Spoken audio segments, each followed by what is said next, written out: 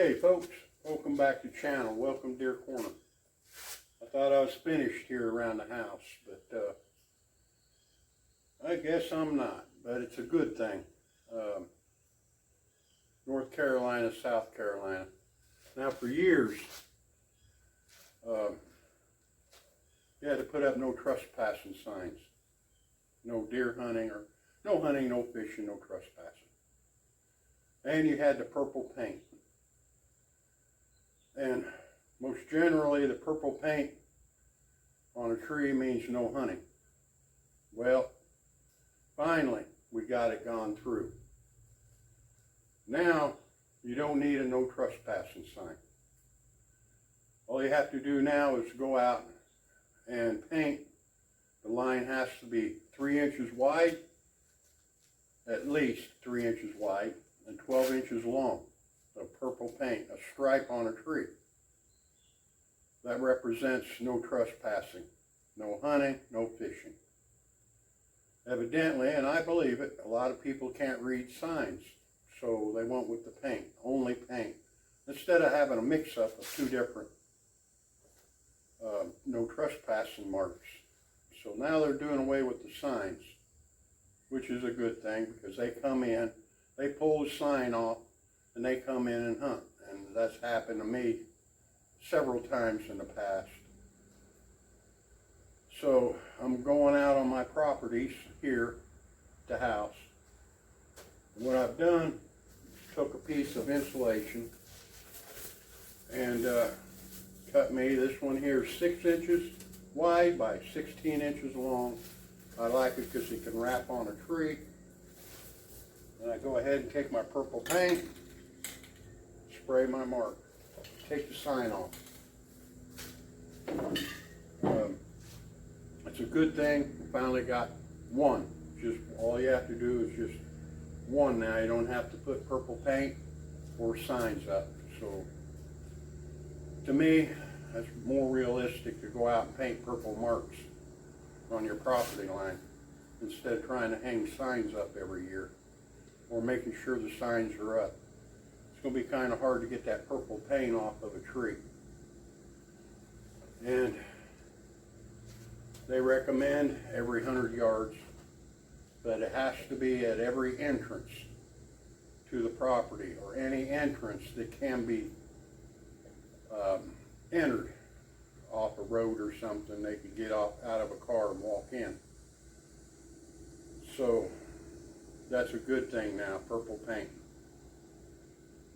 It's always been there, but we had two of them. You had the signs and the paint. Now it's just paint. You did away with the signs. Game management or public hunting ground in South Carolina will be marked with red paint.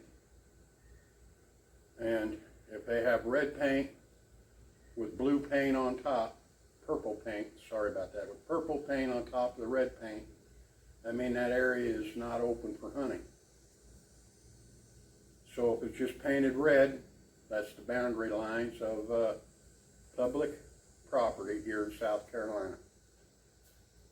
And that went through. So a lot of you that hunt public property need to be out looking at that. There won't be no signs. There'll just be paint now, red or purple. Just like I say, a lot of people still can't read today. It's unbelievable how many can't read. But I'm going to bring that up. And deer season's right around the corner. It's really close here. And I'm ready for it, all but this. I'm going to get it done, and I got to go up to the mountain, up to the cabin, and do that property up there, get it done. Otherwise, I am ready for deer season. And I'm glad that we're able to hunt deer. I really am.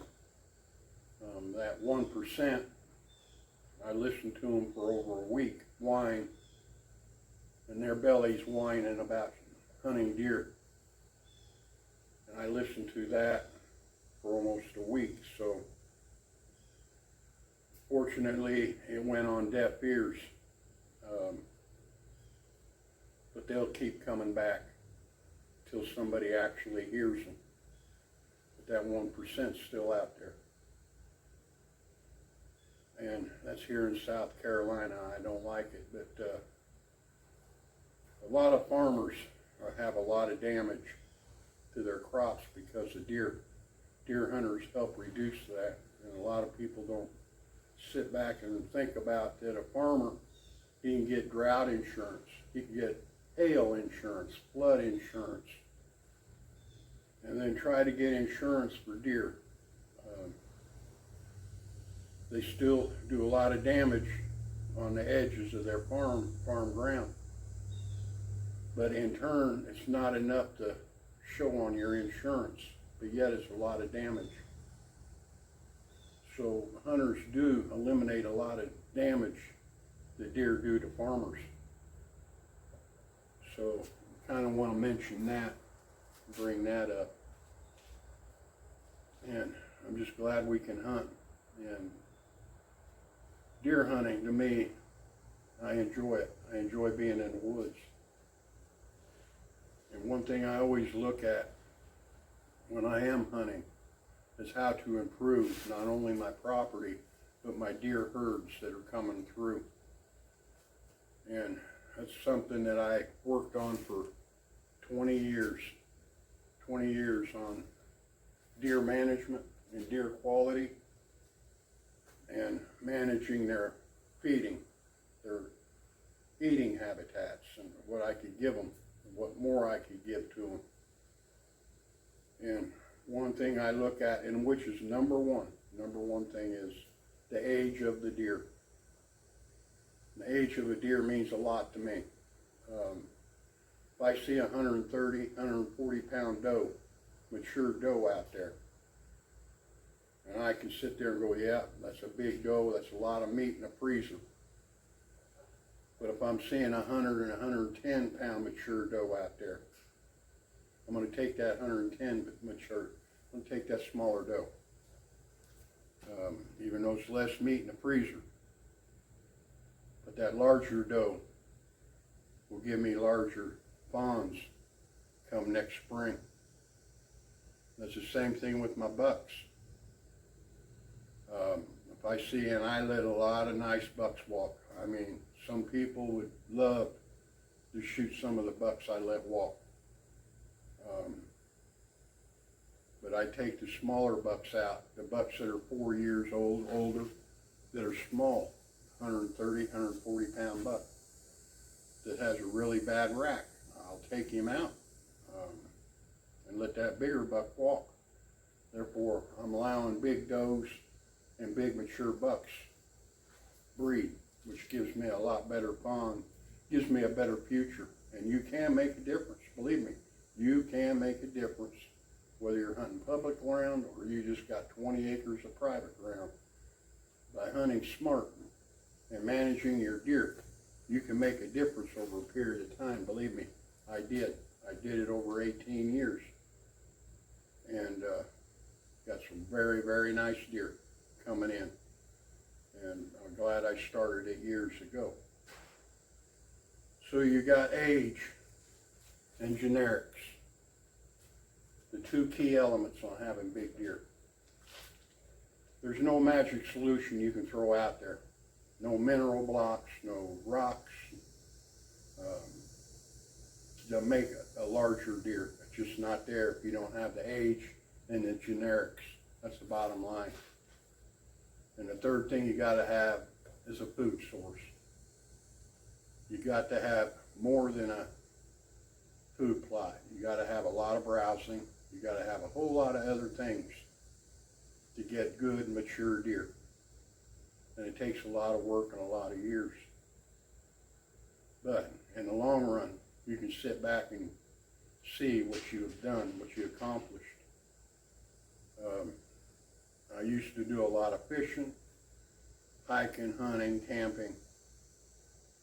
But today, and today economics, to me it just, I can't spend that kind of money or see spending that kind of money in everything. So I have chosen deer hunting for the past 15 years, and actually put everything I could into it.